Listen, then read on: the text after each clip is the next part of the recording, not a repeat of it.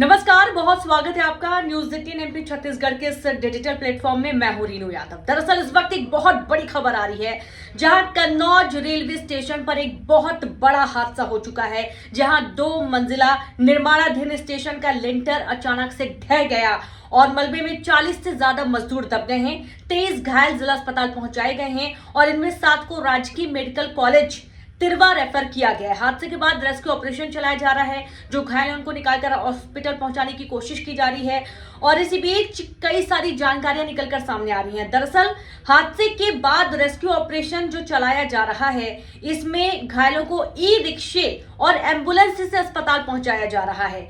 एक जेसीबी और 3 गाड़ी फायर ब्रिगेड मौके पर मौजूद हैं और रेस्क्यू टीम लगातार जुटी हुई है घायलों को हॉस्पिटल पहुंचाने के लिए। स्टेशन पर अमृत भारत योजना के तहत 2 मंजिला नई बिल्डिंग बन रही थी। शनिवार सुबह अचानक पूरा लिंटर ढह गया। सूचना मिलते ही यूपी सरकार के मंत्री असीम अरुण भी मौके पर पहुंचे, जहां डीएम सुभ्रांत कुमार शुक्ला और SP Vinod Kumar CO city घटना स्थल पर पहुंच गए हैं।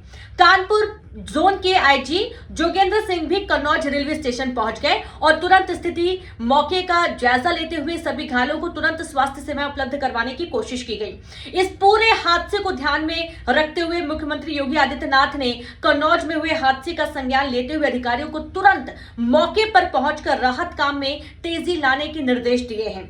पुरानी बिल्डिंग से सटा नई बिल्डिंग का निर्माण हो रहा था, यानी कि जो पुरानी बिल्डिंग थी उससे सटाकर नई बिल्डिंग का निर्माण किया जा रहा था। कन्नौज रेलवे स्टेशन की पुरानी बिल्डिंग से सटाकर जो नई बिल्डिंग का निर्माण हो रहा था, 13 करोड़ की लागत से स्टेशन के वेटिंग एरिया का हॉल बनाया जा रहा था। इसके लिए 1 साल से काम चल रहा था और इसका काम आशुतोष इंटरप्राइजेस को दिया गया। ठेकेदार रामविलास राय काम करवा रहे थे। यह निर्माण प्लेटफॉर्म पर हो रहा था और यहां 2 मंजिला भवन के ऊपरी हिस्से पर लेंटर डाला गया था। शनिवार यानी कि आज दोपहर अचानक ऊपर का लेंटर ढह गया और इसकी चपेट में 20 से ज्यादा मजदूर आ गए। पूर्वोत्तर रेलवे के सीपीआरओ पंकज कुमार सिंह ने कहा कि हमें दोपहर तकरीबन 2:39 या 40 मिनट पर घटना की सूचना मिली कि 5 मजदूर घायल हुए हैं, जिन्हें अस्पताल भेजा गया है। मामूली रूप से घायलों को 50,000 रुपए और गंभीर घायलों को 2.5 लाख रुपए का मुआवजा देने का ऐलान किया गया। रेलवे और राज्य सरकार की टीम घटनास्थल पर मौजूद है, तो वहीं राहत और बचाव का कार्य किया जा रहा है। मौके पर मौजूद लोगों ने घायलों को तुरंत निकालकर अस्पताल पहुंचाया और आसपास जितने भी लोग मौजूद थे, यहां तक कि ई रिक्शा चालक भी उनकी मदद करने के लिए आगे बढ़ गए। रेलवे रोड से लेकर जीटी रोड तक भारी भीड़ जमा हो गई। यातायात व्यवस्थाएं जो बनाई गई थी वहां पर पूरी तहस नहस हो गई, भारी भीड़ जुट गई। पुलिस रेस्क्यू टीम मुश्किल वहां से गाड़ियों को निकाली और सभी को सुरक्षित अपने गंतव्य तक भेजने की कोशिश की गई। एक प्रत्यक्षदर्शी था महेश कुमार, जिसने बताया कि मैं खाना खाकर आया और इसके बाद मसाले का पहला चक्कर बनाया और इसी दौरान लिंटर गिर पड़ा। हम एक पैर जनरेटर पर रखे थे, एक पैर मशीन पर रखे थे और समझ नहीं आया कि हुआ क्या है। हादसे के समय कम से कम 40 से 50 लोग वहां पर मौजूद थे और इन सबके नाम भी सामने आ गए हैं।